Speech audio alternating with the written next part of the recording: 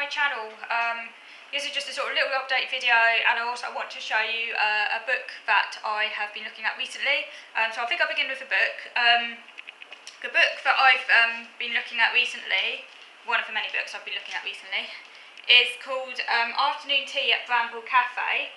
This book here, which I got a while ago, but I only properly looked at recently, and it's a really good book, and it's got quite a few recipes in here for afternoon tea, like cakes and things like that, and I really want to try out some of the recipes in here very soon. It's by Matt Forlas, who's MasterChef UK winner 2009. He's actually got a cafe, I think in Dorset, can't quite remember, but yeah, he's got a cafe, and called Granville Cafe. So some of the recipes I like to try in here, they are quite egg heavy. A lot of the cakes are like, whoa, that's a lot of eggs, but yeah, if you've got like lots of eggs to use up, they're good, and they look nice, and all quite simple to make. The ones I want to try imminently, there's a recipe for hot chocolate.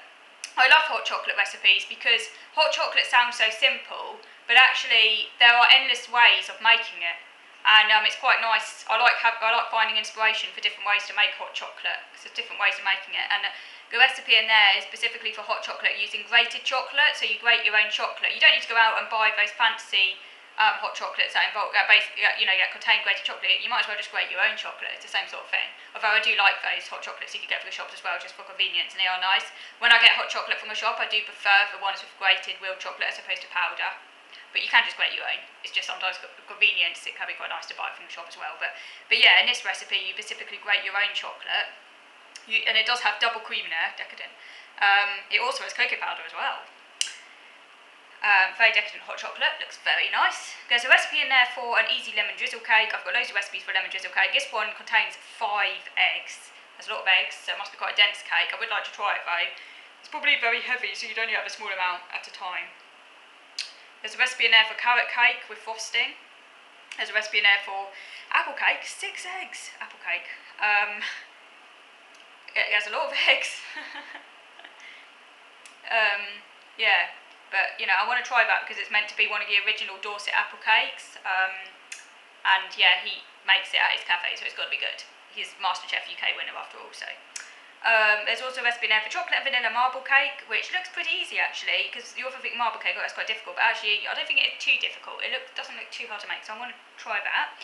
There's a recipe in there for Victoria sandwich. I've got loads of recipes for Victoria sandwich, and it's nice to try different ones. This one contains 5 eggs.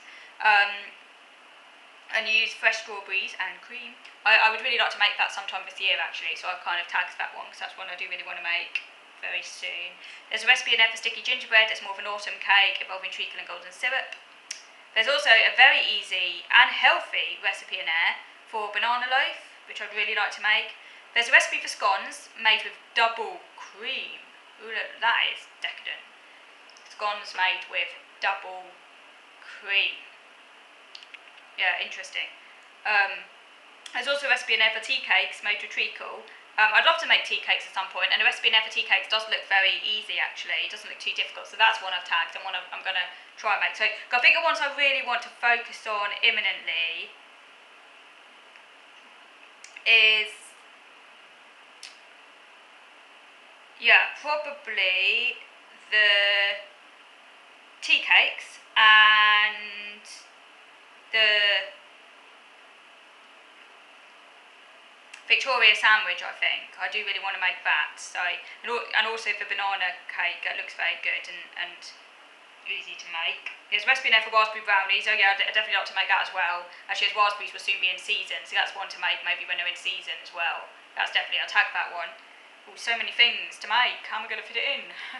That's always a difficulty, deciding what ones to prioritise, because I can't make them all, and well, I mean, you could, but, well, no. I mean, there's a limit to how much I can eat, and all of these are pretty calorific and dense, so, I would want to spread them out when we're making them all at once, There's a recipe in there for, interestingly, individual Jaffa Tarts, which are similar to Jaffa cake.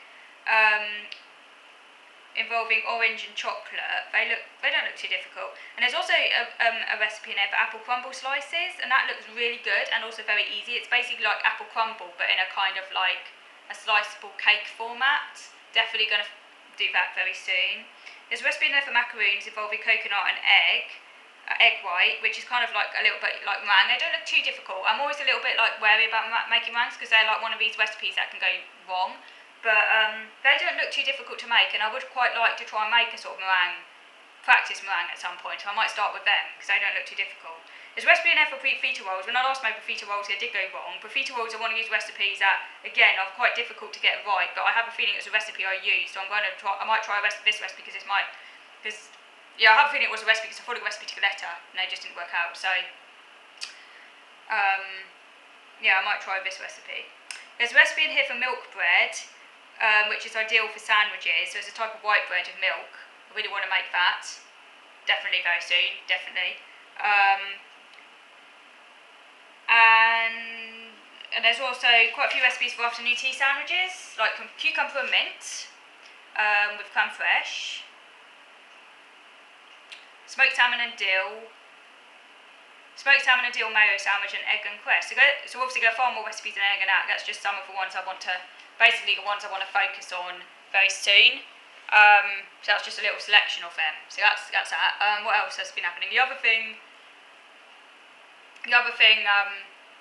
trying my hardest to stay sane, because as you know, I am pretty much housebound. Other than my my daily walk, but that doesn't really count. So I am very limited at the moment. Trying very hard to stay sane with activities, things I can do in the house that are productive and that keep me sane, and feeling like I'm achieving things. So I've ordered off Amazon a Klutz little camper craft kit, which I'm looking forward, because I really want to put together this little camper. It looks really, really fun. I've seen people on YouTube doing it. It doesn't look too difficult.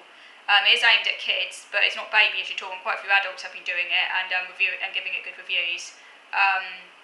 It's a craft kit that's kind of aimed at sort of like 6 to 10-year-old kids, really. But if I was a kid, I'd probably find it a little complicated, so a kid would probably need an adult to help them anyway. I think quite lots of adults do these craft sets anyway, particularly if you're like me, I'm not the most practical person, so when I do crafts, I quite like it if they're aimed at either complete beginners or kids, because they do tend to be easier and the instructions are a lot easier to follow. But I think it's quite good to kind of push yourself a little bit out of your comfort zone and do things that are ever so slightly challenging, but fun and creative. And I'm looking forward to it. It doesn't look too difficult. I've seen YouTube tutorials, and it comes with an instruction manual that looks very detailed with pictures as to how to do it. It's step by step. It comes with everything you need. It's got glue stick. It's got all the things you need, like fabric, because you make little bunting and stuff for the little camper and cushions and things. You make a little bed, a hammock, I think. It's a very pretty little hamper. It looks really pretty, so it'd be like ornamental as well, but it's quite nice, making something and then being able to display it.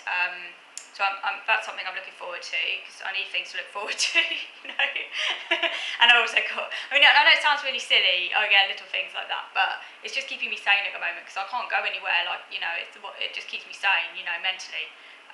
Gives me things to look forward to, essentially, because I'm just stuck at home, I can't, with my problems, this isn't a life I choose at all, I really wish I could see people, I really wish I could, essentially do what other people do, get out, see people.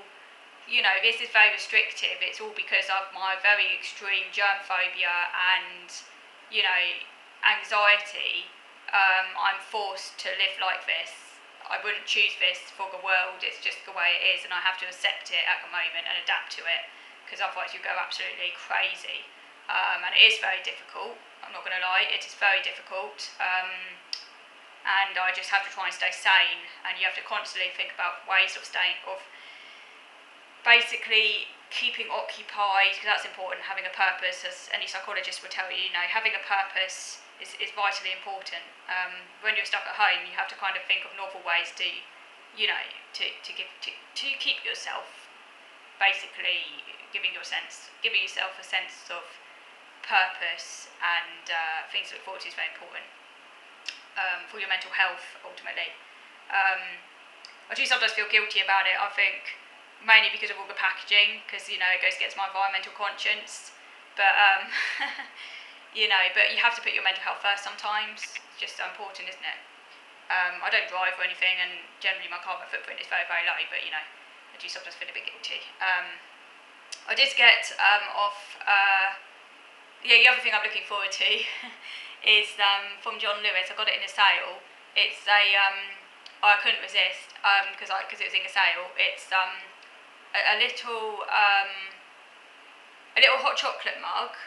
I just couldn't resist. It's got a bunny on it, and I love mugs. And it's a little hot chocolate mug. It comes with hot chocolate, and it also comes with some of those sugared, what do you call them, those little mini eggs. So, you know, I'm looking forward to that as well. It's keeping me sane. Just looking forward to things like this. You know, you have to have things to look forward to. You know, because otherwise it go crazy. But yeah, it's a nice little mug, and because I've got quite a few mugs anyway, but I haven't really got a very small mug. Like, I like mugs of different sizes because it depends on what mood I'm in, like depending on how much drink I want. But it's quite nice to have a little mug, I find, because sometimes, like particularly with hot chocolate, I only want a small amount, and this mug is the small mug, so on the small side. So that's part of the reason why I got it, because I was looking for a mug that was quite small for hot chocolate, and it's got a bunny on it. It's so cute. So yeah, I'm looking forward to that. And yeah, I talked about Sylvanian Families in the previous video. I've completed my collection now. Obviously, when I say completed my collection, I mean for play sets. I've only got a few of them, just the ones I wanted. It's like a very small little collection. I don't have a space for a big collection. It's only a little small collection. I've got my barge boat and the Married to May on display, and they look really pretty. I love looking at them because they're just so lifelike. Again, lovely ornaments. They're on my display cabinet. They just look really pretty to look at, and I'm very pleased I got those. Because I don't know what it is, I just like boats. I just like boats, and I love barge boats, and I just like boats. So yeah, they all look very pretty and make me happy to look at them. And I might get a few more characters to populate them. I haven't decided what ones, because I mainly just like the mother figures. So I don't want like whole families. I'm only really interested in the mother figures because I like the dresses. You can get them off eBay for just a couple of quid. So I look on eBay for any like bargains come up, because I'm only interested in the mother figures. Yeah, not like collecting the whole families, just a few mother figures. I only want a few of them. So yeah, I'll get some of them in time. And what else?